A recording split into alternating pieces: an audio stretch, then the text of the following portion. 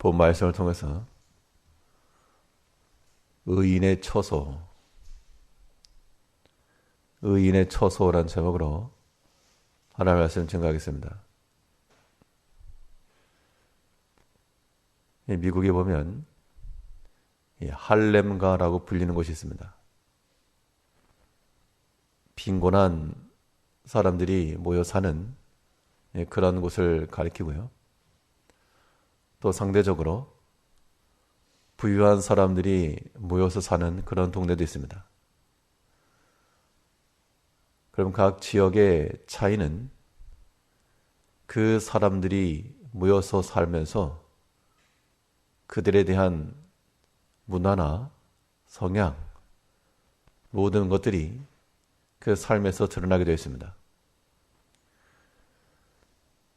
우리는 영적으로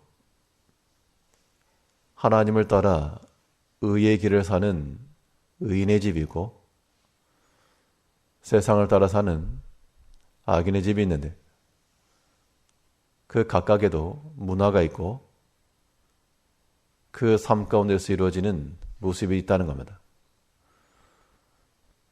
그러면 하나님을 닮은 그 의로운 자들이 거하는 의인의 처소 가운데 나타나는 특징은 무엇인가? 본 말씀을 통해 살펴보시면 의인의 처소 가운데는 하나님의 보안이 적용된다는 겁니다. 하나님을 지키시고 하나님의 보호하시는 그 능력이 의로운 길을 걸어가는 자들에게 임할 것이므로 그들에게는 평안과 안식이 주어집니다.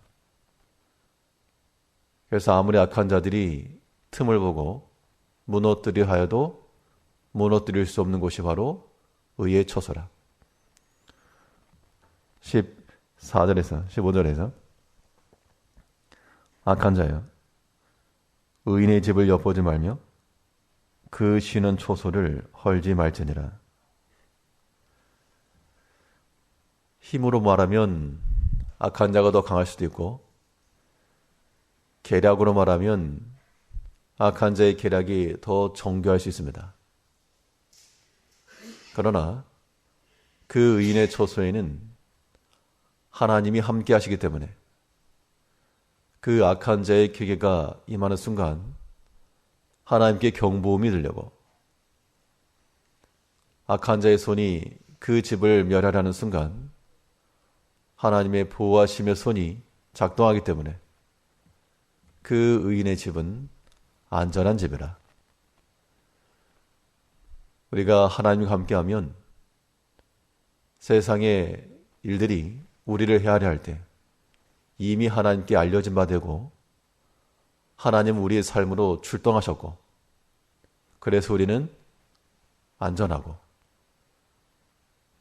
이러한 하나님의 보안이 적용되므로 우리가 이 땅 가운데 살아가면서 두려울 것 없는, 또한 하나님 안에서의 그러한 안전함, 이걸 누려야 됩니다.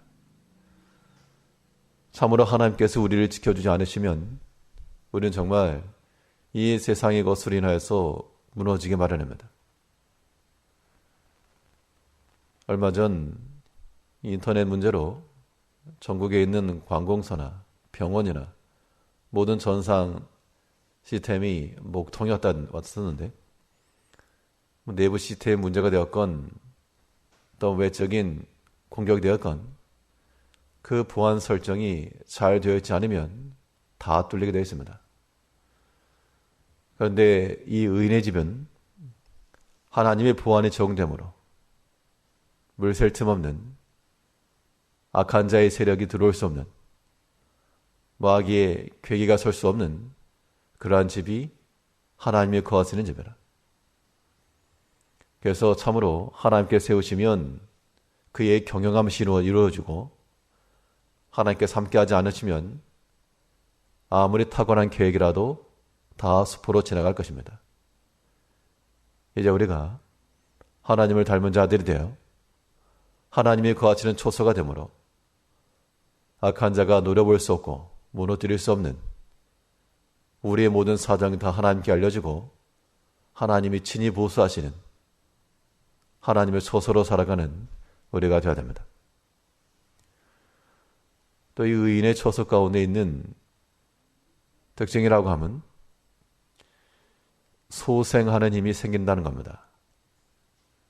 무너지고 황폐한 상태로 끝나는 것이 아니라 다시금 세워져 나가고,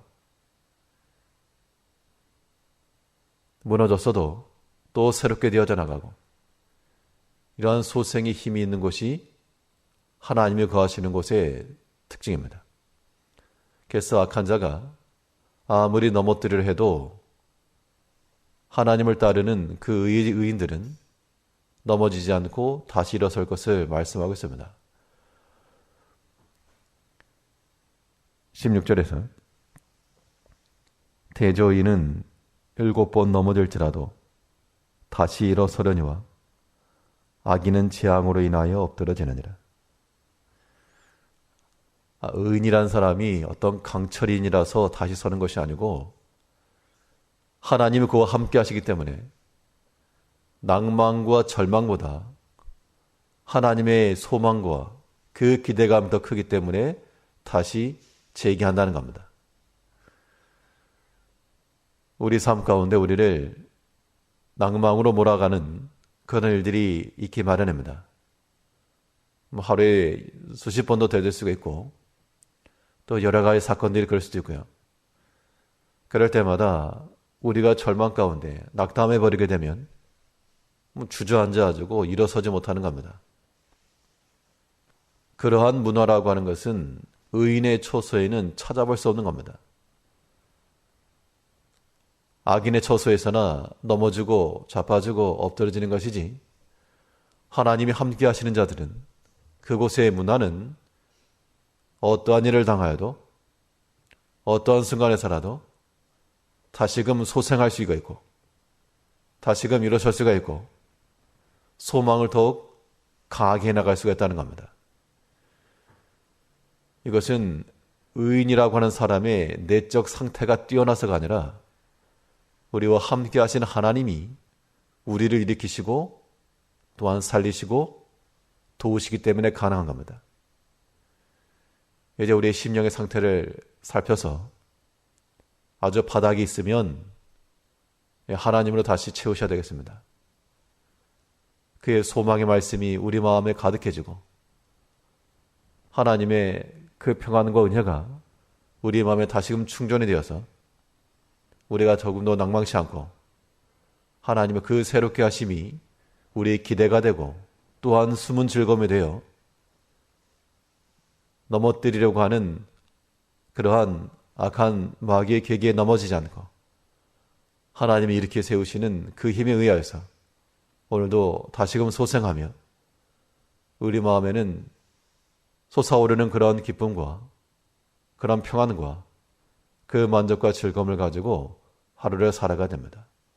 오늘 하루도 이 모든 것을 하나님께 드리는 그런 제물과도 같이 우리 자신을, 또 우리의 모든 삶의 환경들을 다 하나님께 드리되 하나님이 거하시는 곳이요 하나님의 처소라 그 마음을 가지고 언제나 하나님과 더불어 교제하며 평안함으로 살아가시는 한 날 되시기 바랍니다. 기도하겠습니다.